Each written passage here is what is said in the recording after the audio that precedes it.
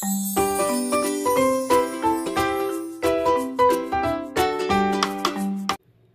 Hello friends, welcome back to my channel middle class lifestyle. ಇವತ್ತಿನ ವ್ಲಾಗಲ್ಲಿ ನನ್ನ ಬರ್ಡೇಯ ಪುಟ್ಟ ಸೆಲೆಬ್ರೇಷನ್ ವ್ಲಾಗನ್ನು ನಿಮ್ಮ ಜೊತೆ ಹಂಚ್ಕೊಳ್ತಾ ಇದ್ದೀನಿ. ನಾವು ಬರ್ಡೇ ಸೆಲೆಬ್ರೇಷನ್ ಅಂತ ಏನು ಮಾಡ್ಕೊಳ್ಳೋದಿಲ್ಲ. ಪ್ರತಿದಿನದ ಹಾಗೆ ಆ ದಿನವೂ ಕೂಡ ಒಂದು ದಿನ ಅಷ್ಟೇ. ನಮಗೆ ತುಂಬ ಸ್ಪೆಷಲ್ಲಾಗಿ ಏನು ಸೆಲೆಬ್ರೇಟ್ ಮಾಡೋದಿಲ್ಲ. ನನ್ನ ಬರ್ಡೇ ಇದ್ದಿದ್ದು 28 ಆಗಸ್ಟ್. ಬರ್ಡೇಗೂ 2 ದಿನದ ಮುಂಚೆ ಶ್ರೀಕೃಷ್ಣ ಜನ್ಮಾಷ್ಟಮಿ ಬಂದಿತ್ತು. ಅವತ್ತಿನ ದಿವಸನೇ ಬರ್ಡೇಗೂ ಹಾಗೆ ಶ್ರೀಕೃಷ್ಣ ಜನ್ಮಾಷ್ಟಮಿಗೂ ಸೇರಿ ನನ್ನ ಹಸ್ಬೆಂಡ್ ಗಿಫ್ಟ್ ತೊಗೊಂಡು ಬಂದಿದ್ದಾರೆ. ಏನು ಅಂದರೆ ಹೊಸ ಫೋನ್ ಕೊಡಿಸ್ತಾ ಇದ್ದಾರೆ. ನನ್ನ ಫೋನ್ ತುಂಬ ಹಾಳಾಗಿತ್ತು, ಫುಲ್ಲು ಸ್ಕ್ರೀನೆಲ್ಲ ಹೋಗ್ಬಿಟ್ಟಿತ್ತು. ವಿಡಿಯೋ ಮಾಡೋದಕ್ಕೆ ಒಳ್ಳೆ ಕ್ಲಾರಿಟಿ ಇರೋವಂತಹ ಒಂದು ಫೋನ್ ತೊಗೋಬೇಕು ಅಂತ ತುಂಬ ದಿನದ ಅಂದ್ಕೊತಾ ಇದ್ವಿ. ಹಾಗಾಗಿ ಫೋನ್ ಜೊತೆ ಒಂದು ಇಯರ್ಪಾಡ್ನು ಕೂಡ ಕೊಡಿಸ್ತಾ ಇದ್ದಾರೆ. ಯಾವ ಫೋನು ಅಂದರೆ V30 Pro ಅಂತ, ವಿವೋದು. ವಿಡಿಯೋ ಮಾಡೋಂಥ ನಮ್ಮಂಥವ್ರಿಗೆ ಒಳ್ಳೆ ಫೋನ್ ಇದ್ದರೆ ಸಾಕು, ಕ್ಯಾಮ್ರಾನೇ ಇರಬೇಕು ಅಂತ ಏನೂ ಅಗತ್ಯ ಇಲ್ಲ. ನಾನು ಯಾವುದೇ ಕ್ಯಾಮ್ರಾದಲ್ಲಿ ವಿಡಿಯೋನ ಶೂಟ್ ಮಾಡೋದಿಲ್ಲ, ಫೋನಲ್ಲೇ ವಿಡಿಯೋ ಶೂಟ್ ಮಾಡ್ಕೊಳ್ಳೋದು. ಹಾಗಾಗಿ ಸ್ಟೋರೇಜು ಸ್ವಲ್ಪ ಜಾಸ್ತಿ ಇರೋವಂಥ ಮೊಬೈಲ್ ತೊಗೋಬೇಕಾಗಿತ್ತು. ಹಾಗೆ ವಿಡಿಯೋ ಕ್ಲಾರಿಟಿ ಮತ್ತು ಫೋಟೋ ತೆಗಿವಾಗ ಫೋಟೋ ಕ್ಲಾರಿಟಿ ಎಲ್ಲ ತುಂಬ ಚೆನ್ನಾಗಿ ಬರಬೇಕಾಗಿತ್ತು. ಹಾಗಾಗಿ ನೋಡಿ ಕ್ಲಾರಿಟಿ ಚೆನ್ನಾಗಿರೋವಂಥದ್ದು, ಜೊತೆಗೆ ಬ್ಯಾಕ್ ಕ್ಯಾಮ್ರಾ ಹಾಗೆ ಫ್ರಂಟ್ ಕ್ಯಾಮ್ರಾ ಎರಡೂ ಕೂಡ ಅಟ್ ಎ ಟೈಮ್ ನಮಗೆ ವಿಡಿಯೋ ಶೂಟ್ ಮಾಡೋದಕ್ಕೆ ಆಗೋವಂಥ ಫೋನ್ ತೊಗೊಳ್ಬೇಕಾಗಿತ್ತು. ಹಾಗೆ ಜಾಸ್ತಿ ಲಾಂಗ್ ವಿಡಿಯೋಸ್ ಮಾಡಿದಾಗ ಸ್ಟೋರೇಜ್ ಕೂಡ ತುಂಬಾ ಮುಖ್ಯ ಆಗುತ್ತೆ. ಪದೇ ಪದೇ ಸ್ಟೋರೇಜ್ ತುಂಬ್ಕೊಂಡ್ಬಿಟ್ರೆ ಕೆಲವೊಂದು ಸಲ ನಾವು ಮಾಡಿರೋವಂಥ ವಿಡಿಯೋಗಳೆಲ್ಲ ಫೋನಲ್ಲಿ ಸೇವ್ ಆಗೋದಿಲ್ಲ, ಡಿಲೀಟ್ ಆಗಿಬಿಡುತ್ತೆ. ಅದಕ್ಕೋಸ್ಕರ ಒಳ್ಳೆ ಸ್ಟೋರೇಜ್ ಇರೋವಂಥದ್ದು, ಕ್ಲಾರಿಟಿ ಚೆನ್ನಾಗಿರೋವಂಥ ಫೋನನ್ನು ತೊಗೊಂಡ್ಬಂದು ಕೊಟ್ಟಿದ್ದಾರೆ. ತುಂಬಾ ಖುಷಿ ಆಯಿತು ನನಗೆ. ನನ್ನ ಫೋನ್ ಯಾವ ಥರ ಆಗಿತ್ತು ಅನ್ನೋದನ್ನು ತೋರಿಸ್ತೀನಿ ನಾನು ನಿಮಗೆ. ತುಂಬ ಸ್ಲೀಕ್ ಆಗಿದೆ, ಹಾಗೆ ನೋಡೋದಕ್ಕೂ ಕೂಡ ತುಂಬ ಚೆನ್ನಾಗಿದೆ. ಫೋಟೋ ವಿಡಿಯೋನೂ ಕೂಡ ತುಂಬ ಚೆನ್ನಾಗಿ ಬರುತ್ತೆ.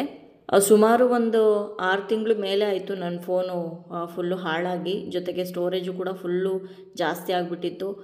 ಹಳೆ ವಿಡಿಯೋಗಳನ್ನೆಲ್ಲ ಡಿಲೀಟ್ ಮಾಡೇ ನಾನು ಬೇರೆ ವಿಡಿಯೋಗಳನ್ನ ಅಥವಾ ಫೋಟೋಗಳನ್ನ ತೊಗೋಬೇಕಾಗಿತ್ತು. ಕೆಲವೊಂದು ಸಲ ವಿಡಿಯೋ ಮಾಡೋದಕ್ಕೆ ಆಗ್ತಾನೇ ಇರಲಿಲ್ಲ, ಸ್ಟೋರೇಜ್ ಪ್ರಾಬ್ಲಮ್ ಅಂತ ಬರ್ತಾಯಿತ್ತು.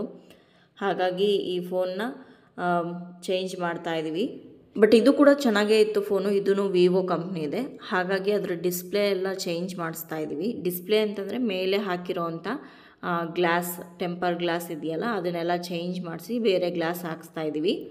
ಅವ್ರ ಮೊಬೈಲ್ ಅಂಗಡಿಯವ್ರನ್ನೂ ನೋಡಿ ಫೋನೆಲ್ಲ ಚೆನ್ನಾಗಿದೆ, ಏನೂ ಆಗಿಲ್ಲ, ಬರೀ ಗ್ಲಾಸ್ ಮಾತ್ರ ಮೇಲೆ ಗ್ಲಾಸ್ ಹಾಳಾಗಿದೆ ಅಷ್ಟೇ. ಕ್ಲೀನಾಗಿ ನೀಟ್ ಮಾಡಿ ಬೇರೆ ಒಂದು ಮೊಬೈಲ್ ಕೇಸ್ ಅಂದರೆ ಬ್ಯಾಕ್ ಕೇಸನ್ನು ಹಾಕಿ ಕೊಡ್ತೀನಿ ಅಂತ ಹೇಳಿದ್ರು.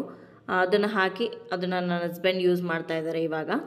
ಹಾಗೆ ಫೋನಲ್ಲಿರೋವಂಥದ್ದು ಎಲ್ಲದೂ ಕೂಡ ತುಂಬ ಹುಷಾರಾಗಿ ಬೇರೆ ಫೋನ್ಗಳಿಗೆ ಹಾಕ್ಸ್ಕೋಬೇಕಾಗತ್ತೆ. ಕೆಲವೊಂದು ಸಲ ವಿಡಿಯೋಗಳು, ಫೋಟೋಗಳು ಮತ್ತು ಜಿಮೇಲು ಅದೆಲ್ಲದೂ ಕೂಡ ಮತ್ತೊಂದು ಫೋನ್ಗೆ ಟ್ರಾನ್ಸ್ಫರ್ ಮಾಡಿಸ್ಕೋಬೇಕಲ್ವ.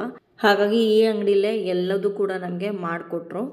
ನನ್ನ ಹಸ್ಬೆಂಡ್ ಚಿಕ್ಕಬಳ್ಳಾಪುರದಿಂದನೇ ಫೋನ್ ತೊಗೊಂಬಂದಿದ್ರು. ಅದು ತೊಗೊಂಡು ಬಂದಮೇಲೆ ಅದ್ರ ಟೆಂಪರ್ ಗ್ಲಾಸ್ ಎಲ್ಲ ಚೇಂಜ್ ಮಾಡಿಸೋದಕ್ಕೆಲ್ಲ ನಾವಿಲ್ಲೇ ನಮ್ಮ ಮನೆ ಹತ್ರ ಇರೋವಂಥ ಮಾದನಾಯಕನಹಳ್ಳಿಗೆ ಹೋಗಿ ಅಲ್ಲೊಂದು ಮೊಬೈಲ್ ಶಾಪಲ್ಲಿ ಎಲ್ಲನೂ ಕೂಡ ಟ್ರಾನ್ಸ್ಫರ್ ಮಾಡಿಸ್ಕೊಂಡು ಹೊಸ ಟೆಂಪರ್ ಗ್ಲಾಸ್ನೆಲ್ಲ ಹಾಕಿಸಿ ಬ್ಯಾಕ್ ಕೇಸ್ನೆಲ್ಲ ಹಾಕಿಸ್ಕೊಂಡು ವಾಪಸ್ ಮನೆಗೆ ಬಂದ್ವಿ.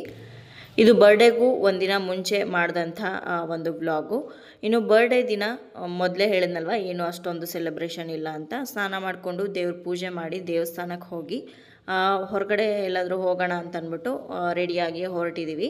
ನಮ್ಮ ಅಣ್ಣನ ಮಗಳು ಬೇರೆ ಬಂದಿದ್ದಾಳೆ. ಹಾಗಾಗಿ ನಾನು, ನನ್ನ ಹಸ್ಬೆಂಡು ಹಾಗೆ ನನ್ನ ಮಗ ಮತ್ತು ನಮ್ಮ ಅಣ್ಣನ ಮಗಳು 4 ಜನನೂ ಕೂಡ ಫಿಲಮ್ಗೆ ಹೋಗೋಣ ಅಂತ ರೆಡಿಯಾಗಿ ಹೊರಟಿದ್ದೀವಿ. ನಾವು ಫಿಲಮ್ ನೋಡೋದಕ್ಕೆ ಹೋಗ್ತಾ ಇರೋವಂಥದ್ದು ಒರಾಯನ್ ಮಾಲ್ಗೆ. ಯಶವಂತಪುರದಿಂದ ತುಂಬ ಹತ್ತಿರ ಅಲ್ವಾ, ಹಾಗಾಗಿ ಅಲ್ಲೇ ನೀನು ಡೈರೆಕ್ಟಾಗಿ ಬಂದುಬಿಡು, ನಾವು ಇಲ್ಲಿಂದ ಬರ್ತೀವಿ ಅಂತ ಹೇಳಿದ್ವಿ. ಈಗಷ್ಟೇ ರೀಚ್ ಆಗಿದ್ದೀವಿ ಒರಾಯನ್ ಮಾಲು. ಬರೋ ಅಷ್ಟರಲ್ಲಿ ಕತ್ಲಾಗಿಬಿಟ್ಟಿತ್ತು, ಹಾಗಾಗಿ ಇಸ್ಕಾನ್ಗೆ ಹೋಗೋದಕ್ಕಾಗಲಿಲ್ಲ. ಇಸ್ಕಾನ್ಗೆ ಹೋಗಬೇಕು ಅಂತಲೇ ಇಲ್ಲಿ ಪ್ಲ್ಯಾನ್ ಮಾಡಿದೆ, ಬಟ್ ತುಂಬ ಲೇಟ್ ಆಯಿತು. ಮಳೆ ಬೇರೆ ಬಂದಿದ್ದರಿಂದ ಟ್ರಾಫಿಕ್ ಸ್ವಲ್ಪ ಜಾಸ್ತಿ ಇತ್ತು, ಹಾಗಾಗಿ ಬಂದಿದ್ದು ತಡ ಆಯಿತು. ಇಸ್ಕಾನ್ಗೆ ಹೋಗೋದಕ್ಕಾಗಲಿಲ್ಲ. ಇವಾಗ ಪಾರ್ಕಿಂಗ್ ಮಾಡೋದಕ್ಕೆ ಅಂತ ಅಂದ್ಬಿಟ್ಟು ಹೋಗ್ತಾ ಇದ್ದೀವಿ. ಇನ್ನು ಚಿಕ್ಕಬಳ್ಳಾಪುರದಲ್ಲಿದ್ದಾಗ ಸುಮಾರು ಅವಾಗೊಂದು ಇವಾಗೊಂದು ಫಿಲಮ್ಗಳನ್ನ ನೋಡ್ತಾನೆ ಇದ್ವಿ. ಆದರೆ ಬೆಂಗಳೂರಿಗೆ ಬಂದಮೇಲೆ ಮೂವಿನ ನೋಡೇ ಇರಲಿಲ್ಲ. 1.5 ವರ್ಷ ಆಗ್ತಾ ಬಂತು. ಇದೇ ಮೊದಲನೇ ಮೂವಿ ನೋಡ್ತಾ ಇರೋದು ನಾವು. ಇನ್ನು ಮಾಲ್ಗಳಲ್ಲೆಲ್ಲ ಮೂವಿ ನೋಡೋದು ತುಂಬಾ ಕಡಿಮೆ. ನಾನು ಇದು 3ನೇ ಮೂವಿನೋ ಏನೋ ಅಷ್ಟೇ ನಾನು ಮಾಲಲ್ಲಿ ನೋಡ್ತಾ ಇರೋದು. ನಾರ್ಮಲ್ ಥಿಯೇಟ್ರಲ್ಲೇ ನಾವು ನೋಡೋದಕ್ಕೆ ಇಷ್ಟಪಡ್ತೀವಿ. 2 ವರ್ಷಕ್ಕೊಂದ್ಸಲಿನೋ ಅಥವಾ 3 ವರ್ಷಕ್ಕೊಂದ್ಸಲಿನೋ ಈ ರೀತಿ ಮಾಲಿಗೆ ಬಂದು ಫಿಲಮ್ ನೋಡ್ತೀವಿ ಅಷ್ಟೇ. ಇನ್ನು ನಾವೇ ಮೊದಲು ರೀಚ್ ಆಗಿದ್ವಿ, ಮೇಘ ಇನ್ನೂ ಬಂದಿರಲಿಲ್ಲ, ಅವಳಿಗೋಸ್ಕರ ಇಲ್ಲಿ ವೆಯ್ಟ್ ಮಾಡ್ತಾಯಿದ್ದೀವಿ. ಅವಳು ಬಂದಮೇಲೆ ಒಂದು 7:30ಗೆ ನಮಗೆ ಮೂವಿ ಇದ್ದಿದ್ದು, ಹಾಗಾಗಿ ಇನ್ನೂ ಸ್ವಲ್ಪ ಟೈಮ್ ಇತ್ತು ಅಂತ ಅಂದ್ಬಿಟ್ಟು ಮಾಲಿಂದ ಹೊರಗಡೆ ಹೋಗಿ ಅಲ್ಲೆಲ್ಲ ಸ್ವಲ್ಪ ನೋಡಿಕೊಂಡು ಏನಾದರೂ ತಿನ್ಕೊಂಡು ಮತ್ತೆ ನಾವು ಮೂವಿ ಶುರುವಾಗೋ ಅಷ್ಟರಲ್ಲಿ ಬರೋಣ ಅಂತ ಅಂದ್ಬಿಟ್ಟು ಒರಾಯನ್ ಮಾಲ್ ಬ್ಯಾಕ್ ಸೈಡ್ ಬಂದಿದ್ದೀವಿ. ಇಲ್ಲಿ ತುಂಬ ಚೆನ್ನಾಗಿದೆ, ದೊಡ್ಡ ದೊಡ್ಡ ಬಿಲ್ಡಿಂಗು, ಜೊತೆಗೆ ಲೇಕ್ ಥರ ಮಾಡಿದ್ದಾರೆ. ಇಲ್ಲಿ ಸ್ವಲ್ಪ ಹೊತ್ತು ಕೂತ್ಕೊಂಡು ಕಾಫಿ ಕುಡಿದು ಜೊತೆಗೆ ಯಾರ್ಯಾರಿಗೆ ಏನೇನು ಬೇಕೋ ಅದನ್ನೆಲ್ಲ ತೊಗೊಂಡು ತಿಂತಾಯಿದ್ದೀವಿ. ಏನೇ ಹೇಳಿ ದೊಡ್ಡ ದೊಡ್ಡ ಮಾಲ್ಗಳೆಲ್ಲ ನಮ್ಮಂಥ ಮಿಡಿಲ್ ಕ್ಲಾಸ್ ಜನಗಳಿಗಲ್ಲ. ದುಡ್ಡು ತುಂಬ ಜಾಸ್ತಿ ಇದೆ, ಹೇಗೆ ಖರ್ಚು ಮಾಡಲಿ ಅನ್ನೋದು ಗೊತ್ತಿಲ್ಲ ಅನ್ನೋರು ಮಾಲ್ಗಳಿಗೆ ಹೋಗಿ ಶಾಪಿಂಗ್ ಎಲ್ಲ ಮಾಡ್ಬೋದು. ನಮ್ಮಂಥವ್ರು ಒಂದೇನೋ ಚಿಕ್ಕದು ತೊಗೊಂಡು ತಿನ್ನಬೇಕು ಅಂತಂದ್ರೂ ಕೂಡ ತುಂಬಾ ದುಬಾರಿ. ಹೊರಗಡೆ ನಮ್ಗೆ 10 ರೂಪಾಯಿಗೆ ಸಿಗೋವಂಥ ಒಂದು ಕಾಫಿ 100 ರೂಪಾಯಿ ಮಾರ್ತಾರೆ. ಅದು ಮಾಲ್ ಹೊರಗಡೆ ಇರೋವಂಥ ಒಂದು ಚಿಕ್ಕ ಅಂಗಡಿಲೇ 100 ರೂಪಾಯಿ ಅಂದರೆ ಮಾಲ್ ಒಳಗಡೆ ಎಷ್ಟಿರ್ಬೋದು ಅಂತ ನೀವೇ ಲೆಕ್ಕ ಹಾಕಿ. ಇದೇ ಕಾರಣಕ್ಕೆ ನಾವು ಜಾಸ್ತಿ ಮಾಲ್ಗಳಿಗೆಲ್ಲ ಹೋಗೋದಿಲ್ಲ. ಏನಂತ ತುಂಬ ರುಚಿಯಾಗಿದೆ ಅಥವಾ ತುಂಬ ಸೂಪರಾಗಿದೆ ಅಂತ ಹೇಳೋ ಹಂಗೂ ಇಲ್ಲ. ನಾರ್ಮಲ್ ಕಾಫಿಗೆ 100 ರೂಪಾಯಿ ಹೇಳ್ತಾರೆ. ನಮಗಿಷ್ಟ ಇಲ್ಲದೆ ಇದ್ದರೂ ಕೂಡ ನಮ್ಮ ಮಕ್ಕಳಿಗೆ ಅಟ್ಲೀಸ್ಟ್ ಪ್ರಪಂಚ ಹೇಗಿದೆ ಅನ್ನೋದನ್ನು ತೋರಿಸ್ಬೇಕು ಅನ್ನೋ ಕಾರಣಕ್ಕೆ ಈ ರೀತಿ ಯಾವಾಗಾದರೂ ಹೊರಗಡೆ ಕರ್ಕೊಂಡು ಬರಬೇಕಷ್ಟೇ. ಇನ್ನು ಬರೋದೇನೋ ಬಂದುಬಿಟ್ಟಿದ್ದೀವಿ, ಹಾಗೆ ಹೋಗೋದಕ್ಕಾಗಲ್ವಲ್ಲ, ಶಾಪಿಂಗ್ ಅಂತೂ ಮಾಡೋದಕ್ಕಾಗಲ್ಲ ಮಾಲಲ್ಲಿ. ಅಟ್ಲೀಸ್ಟ್ ನಮ್ಗೆ ಏನೇನು ಬೇಕೋ ಅದನ್ನು ತಿನ್ಕೊಂಡಾದರೂ ಹೋಗೋಣ ಅಂದ್ಬಿಟ್ಟು ಇಲ್ಲೇ ಲೇಕ್ ಥರ ಇದೆಯಲ್ಲ ಅದ್ರ ಮುಂದೆನೇ ಒಂದು ಹಟ್ಟಿ ಕಾಫಿ ಇತ್ತು. ಅಲ್ಲಿ ಒಂದು 3 ಕಾಫಿ ತೊಗೊಂಡು ಜೊತೆಗೆ ಮೇಘ ಡೋನಟ್ ತೊಗೊಂಡ್ಲು, ನನ್ನ ಮಗ ಫ್ರೆಂಚ್ ಫ್ರೈಸ್ ತೊಗೊಂಡ, ನಾನು ಒಂದು ಬರ್ಗರ್ ತೊಗೊಂಡೆ, ನನ್ನ ಹಸ್ಬೆಂಡು ಸಮೋಸ ತೊಗೊಂಡು ಯಾರ್ಯಾರಿಗೆ ಏನೇನು ಬೇಕೋ ಅದನ್ನೆಲ್ಲ ತಿಂದ್ಬಿಟ್ಟು ಮೂವಿಗೆ ಟೈಮ್ ಕೂಡ ಆಗಿತ್ತು, ಹಾಗಾಗಿ ಇಲ್ಲಿಂದ ಹೊರಟ್ವಿ. ಇನ್ನು ನಾವು ಬಂದಿರೋವಂಥದ್ದು ಒಂದು ಹಿಂದಿ ಮೂವಿಗೆ. ಕನ್ನಡ ಮೂವಿ ನೋಡಲ್ವಾ ಅಂತ ಕೇಳ್ಬೋದು ನೀವು. ಖಂಡಿತವಾಗ್ಲೂ ಕನ್ನಡ ಮೂವಿ ನೋಡ್ತೀವಿ. ಈ ಮೂವಿಗೆ ಬರೋ ಕಾರಣ ಏನಂದರೆ ಮೊದಲನೇ ಪಾರ್ಟ್ ಬಂದಿತ್ತು. ಈ ಮೂವಿನ ನನ್ನ ಮಗ ನೋಡಿ ತುಂಬಾ ಇಷ್ಟಪಟ್ಟಿದ್ದ, ಹಾಗಾಗಿ ಸೀಕ್ವೆಲ್ 2 ಮೂವಿಗೆ ಹೋಗಬೇಕು ಅಂತ ಆಸೆ ಪಟ್ಟಿದ್ದಕ್ಕೋಸ್ಕರ ಈ ಮೂವಿಗೆ ಬಂದಿರೋವಂಥದ್ದು.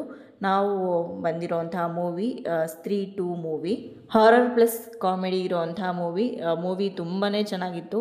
ಭಯ ಆಗೋದಕ್ಕಿಂತ ಆ್ಯಕ್ಚುಲಿ ಜಾಸ್ತಿ ನಗು ಬರುತ್ತೆ, ತುಂಬಾ ಕಾಮಿಡಿ ಇದೆ ಫಿಲಮಲ್ಲಿ. ಇನ್ನು ಬಾಲಿವುಡ್ಡಲ್ಲಿ ನನಗೆ ಯಾರಾದರೂ ಹೀರೋಯಿನ್ ಇಷ್ಟ ಆಗ್ತಾರೆ ಅಂತಂದರೆ ಅದು ಶ್ರದ್ಧಾ ಕಪೂರ್ ನಂಗೆ ತುಂಬಾ ಇಷ್ಟ. ಹಾಗಾಗಿ ಮೂವಿ ತುಂಬ ಚೆನ್ನಾಗಿತ್ತು. ನೋಡಿಕೊಂಡು ಇವಾಗ ಇಂಟರ್ವಲ್ ಬಿಟ್ಟಿದ್ದಾರೆ, ಹೊರಗಡೆ ಬಂದು ಸ್ವಲ್ಪ ಓಡಾಡಿಕೊಂಡು ಮತ್ತೆ ರಿಟರ್ನ್ ನಾವು ಮೂವಿ ಥಿಯೇಟರ್ ಒಳಗಡೆ ಹೋಗ್ತಾ ಇದ್ದೀವಿ. ಅಣ್ಣನ ಮಗಳು ಇವಳೆ ಮೇಘ ಅಂತ ಹೆಸರು, BE ಮಾಡ್ತಾ ಇದ್ದಾಳೆ. ಇನ್ನು ಇಂಟರ್ವಲ್ಲಲ್ಲಿ ನನ್ನ ಮಗ ಹಾಗೆ ನನ್ನ ಹಸ್ಬೆಂಡ್ ಹೋಗಿ ಪಾಪ್ಕಾರ್ನ್ ತೊಗೊಂಡು ಬಂದಿದ್ರು. ಪಾಪ್ಕಾರ್ನ್ ತಿನ್ಕೊಂಡು ಮೂವಿನ ಎಂಜಾಯ್ ಮಾಡಿದ್ವಿ. ಮೂವಿ ಎಲ್ಲ ಮುಗಿಯೋಷ್ಟರಲ್ಲಿ ಸುಮಾರು 10:30 ಆಗಿತ್ತು ರಾತ್ರಿ. ಸೊ ಅಷ್ಟೊತ್ತಿನಲ್ಲಿ ಒಬ್ಬಳನ್ನೇ ಕಳ್ಸೋದು ಬೇಡ ಅಂತಂದ್ಬಿಟ್ಟು ನಾವು ಹೋಗಿ ಮೇಘನ್ನ ಮನೆ ಹತ್ರ ಡ್ರಾಪ್ ಮಾಡಿ ಮತ್ತು ನಾವಲ್ಲೇನು ಸ್ಟೇ ಆಗಲಿಲ್ಲ, ರಿಟರ್ನ್ ನಾವು ಮನೆಗೆ ವಾಪಸ್ ಬಂದ್ವಿ. ಯಾಕಂದರೆ ಮಾರನೇ ದಿವಸಕ್ಕೆ ನಿಸ್ವಾರ್ಥಕ್ಕೆ ಸ್ಕೂಲ್ ಇತ್ತು, ಜೊತೆಗೆ ನನ್ನ ಹಸ್ಬೆಂಡ್ಗೂ ಕೂಡ ಆಫೀಸ್ ಇದ್ದಿದ್ದ ಕಾರಣ ಉಳ್ಕೊಳ್ಳೋದಕ್ಕಾಗಲಿಲ್ಲ. ನಾವು ಮತ್ತೆ ನಮ್ಮ ಮನೆ ರೀಚ್ ಆದಾಗ ಸುಮಾರು 11:30 ಆಗಿತ್ತು ರಾತ್ರಿ. ಈ ರೀತಿ ಸಿಂಪಲ್ಲಾಗಿ ಬರ್ಡೇನ ಸೆಲೆಬ್ರೇಟ್ ಮಾಡಿದ್ದು. ಮೊದಲೇ ಹೇಳಿದ್ನಲ್ಲ, ಯಾವುದೇ ಕೇಕ್ ಕಟ್ ಮಾಡೋದು ಅಥವಾ ಸ್ಪೆಷಲ್ಲಾಗಿ ಏನೋ ಮಾಡೋದು ಅದೆಲ್ಲ ಏನೂ ಇಲ್ಲ. ನಾರ್ಮಲ್ ಪ್ರತಿದಿನ ಹೇಗಿರುತ್ತೋ ನಾರ್ಮಲ್ ದಿನದಲ್ಲಿ ಎಲ್ಲಾದರೂ ಹೊರಗಡೆ ಹೋಗಿ ಬರ್ತೀವಿ. ಕೆಲವೊಂದು ಸಲ ಬರ್ಡೇ ಇದ್ದಾಗ ಹೊರಗಡೆ ಹೋಗೋದಕ್ಕೂ ಆಗಲ್ಲ, ದೇವಸ್ಥಾನಕ್ಕೆ ಹೋಗೋದಕ್ಕೂ ಆಗಲ್ಲ, ಈ ರೀತಿ ಇರುತ್ತೆ. ಸೆಲೆಬ್ರೇಟ್ ಮಾಡ್ಕೊಳ್ಳೇಬೇಕು ಅಥವಾ ಬೇರೆ ಯಾರಾದರೂ ಸೆಲೆಬ್ರೇಟ್ ಮಾಡಬೇಕು ಅನ್ನೋ ಯೋಚನೆ ಕೂಡ ಬರೋದಿಲ್ಲ ನಮಗೆ. ಈ ಒಂದು 2-3 ವರ್ಷದಿಂದ ನಮ್ಮ ಮಗನ ಬರ್ಡೇನೂ ಅಷ್ಟೇ ತುಂಬ ಸಿಂಪಲ್ಲಾಗೇ ಮಾಡ್ತೀವಿ. ಕೇಕ್ ಎಲ್ಲ ಕಟ್ ಮಾಡಿಸೋ ಅಂಥದ್ದು ಆಲ್ರೆಡಿ ಒಂದು 2 ಇಯರ್ಸಿಂದ ಸ್ಟಾಪ್ ಮಾಡಿದ್ದೀವಿ. ಇನ್ನು ಈ ಸಲ ನನ್ನ ಬರ್ಡೇಗೆ ನನ್ನ ಹಸ್ಬೆಂಡು ಮೊಬೈಲ್ ಗಿಫ್ಟ್ ಕೊಟ್ಟಿದ್ರು. ಹಾಗೆ ನಾನು ಏನಾದರೂ ಒಂದು ಗಿಫ್ಟ್ ಕೊಟ್ಕೊಳ್ಬೇಕು ಅಂತ ಅನ್ನಿಸ್ತು. ಹಾಗಾಗಿ ತುಂಬ ದಿನದಿಂದ ಅಂದ್ಕೊತಾ ಇದ್ದೆ ಒಂದು ಬುಕ್ ತೊಗೋಬೇಕು ಅಂತ. ಆ ಬುಕ್ಕನ್ನು ಆರ್ಡ್ರ್ ಮಾಡಿದ್ದೆ, ಅದು ಕೂಡ ಬರ್ಡೇ ಆದ ಮಾರನೇ ದಿನ ಮನೆಗೆ ಬಂತು. ಇದು ರವಿ ಬೆಳಗೆರೆಯವರು ಬರೆದಿರೋವಂಥ ಹೇಳಿ ಹೋಗೋ ಕಾರಣ ಅನ್ನೋ ಒಂದು ಬುಕ್ಕು. ಈಗಾಗಲೇ ನಾನು ರವಿ ಬೆಳಗೆರೆಯವರು ಬರೆದಿರೋವಂಥ ಒಂದು ಬುಕ್ಕನ್ನು ಓದಿದ್ದೀನಿ, ತುಂಬ ಚೆನ್ನಾಗಿತ್ತು ಆ ಬುಕ್ಕು ಕೂಡ. ಅದಾದಮೇಲೆ ಈ ಬುಕ್ಕು ತುಂಬಾ ರಿವ್ಯೂಸ್ ಎಲ್ಲ ಚೆನ್ನಾಗಿತ್ತು, ಹಾಗಾಗಿ ಈ ಬುಕ್ನ ಓದಲೇಬೇಕು ಅಂತ ಅಂದ್ಬಿಟ್ಟು ಇನ್ಸ್ಟಾಗ್ರಾಮ್ ಹಾಗೆ ಫೇಸ್ಬುಕ್ಕಲ್ಲಿ ಹರಿವು ಬುಕ್ಸ್ ಅನ್ನೋರ ಪೇಜಿಂದ ನಾನು ಈ ಒಂದು ಬುಕ್ಕನ್ನು ಆರ್ಡ್ರ್ ಮಾಡಿ ತರಿಸ್ಕೊಂಡಿದ್ದೀನಿ. ಇವತ್ತು ಮನೆಗೆ ಬಂದಿದೆ, ಓಪನ್ ಮಾಡಿ ನೋಡ್ತಾ ಇದ್ದೀನಿ. ಹಾಗೆ ಓದೋದಕ್ಕೂ ಕೂಡ ಶುರು ಮಾಡಿ ಆಲ್ರೆಡಿ ಅರ್ಧ ಬುಕ್ ಓದಿ ಮುಗಿಸಿದ್ದೀನಿ. ತುಂಬ ಚೆನ್ನಾಗಿದೆ ಕತೆ. ಈ ಹೊಸ ಮನೆಗೆ ಬಂದ ಮೇಲೆ ಬುಕ್ ಓದೋದು ಸ್ವಲ್ಪ ಕಡಿಮೆ ಆಗಿತ್ತು, ಮತ್ತೆ ಶುರು ಮಾಡಬೇಕು ಅಂತ ಅಂದ್ಕೊಂಡು ಈ ಬರ್ಡೇಗೆ ಒಂದು ರೆಸಲ್ಯೂಷನ್ ಥರ ಬುಕ್ ಓದೋದಕ್ಕೆ ಶುರು ಮಾಡಿದ್ದೀನಿ. ಆ ಬುಕ್ ಓದೋದು ಒಂದು ಒಳ್ಳೆ ಅಭ್ಯಾಸ. ತುಂಬಾ ಕಲಿತೀವಿ ನಾವು ಬುಕ್ ಓದೋದ್ರಿಂದ.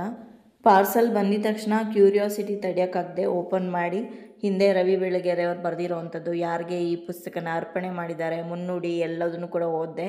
ತುಂಬ ಇಂಟ್ರೆಸ್ಟಿಂಗ್ ಅನಿಸ್ತಾ ಇದೆ. ಫ್ರೀ ಆಗಿದ ತಕ್ಷಣ ಇವತ್ತೇ ಈ ಬುಕ್ನ ಓದೋದಕ್ಕೆ ಶುರು ಮಾಡ್ತೀನಿ.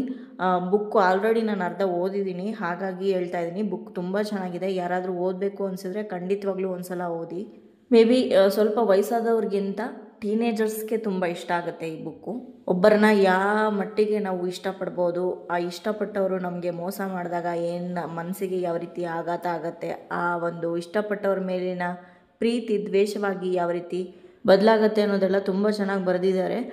ಟೈಮ್ ಸಿಕ್ಕಿದ್ರೆ ಒಮ್ಮೆ ಖಂಡಿತವಾಗ್ಲೂ ಈ ಬುಕ್ನ ಓದಿ. ನಿಮ್ಮಲ್ಲಿ ಈಗಾಗಲೇ ಯಾರಾದರೂ ಓದಿದರೆ ಕಮೆಂಟ್ಸಲ್ಲಿ ತಿಳಿಸಿ ನಿಮಗೆ ಹೇಗೆ ಅನಿಸ್ತು ಈ ಬುಕ್ ಓದಿದ್ಮೇಲೆ ಅಂತ. ಸೊ ಈ ವ್ಲಾಗನ್ನು ನಾನು ಇಲ್ಲಿಗೆ ಮುಗಿಸ್ತಾ ಇದ್ದೀನಿ. ವ್ಲಾಗ್ ಇಷ್ಟ ಆಗಿದ್ರೆ ಲೈಕ್ ಮಾಡಿ, ಬೇರೆಯವ್ರಿಗೂ ಕೂಡ ಈ ವಿಡಿಯೋನ ಶೇರ್ ಮಾಡಿ. ಹಾಗೆ ನಿಮ್ಮ ಅನಿಸಿಕೆ ಅಭಿಪ್ರಾಯಗಳನ್ನ ಖಂಡಿತವಾಗ್ಲೂ ಕಮೆಂಟ್ ಮುಖಾಂತರ ಬರೆದು ತಿಳಿಸಿ.